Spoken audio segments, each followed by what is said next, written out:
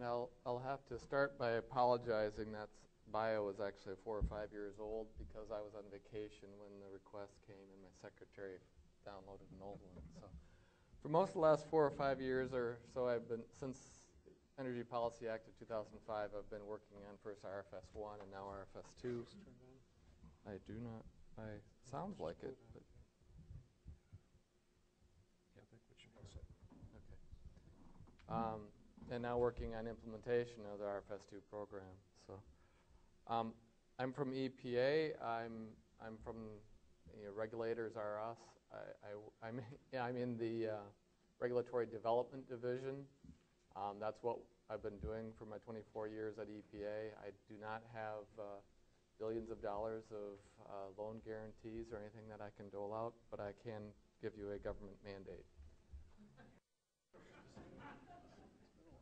I'm going to, a lot of this has been touched on a little bit in different places, so I'll try to go through it fairly quickly. But I'm going to touch on the RFS 2 final rule, the cellulosic waiver provisions in particular, some of the market players' dynamics and the opportunities.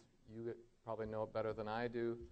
But then end with some of the regulatory requirements that you, if you're a new biofuel producer, should be aware of. This is our one-page summary of the Renewable Fuel Standard as required by the Energy Independence and Security Act of 2007. There's several main things in here. One is obviously the 36 billion gallons. The other is that it is 4 separate standards. It's not just 36 billion. It's broken into 4 separate pieces which overlap with each other. And the little middle bullet there, one of the main new things with RFS 2 compared to RFS 1 is the requirement that fuels meet a life cycle performance standard, life cycle greenhouse gas emission performance thresholds. And that was the focus of a whole lot of the work for the rulemaking, and it's an important factor now as you're looking at what are the things I need to do to demonstrate to EPA in order to qualify under the program. There's another important thing is there's restrictions now on the types of feedstock.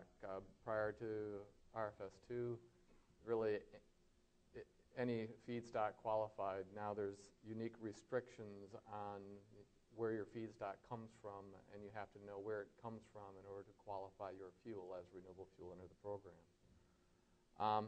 And very important for this group is that there are now specific types of waivers and, in fact, EPA-generated credits for cellulosic biofuel.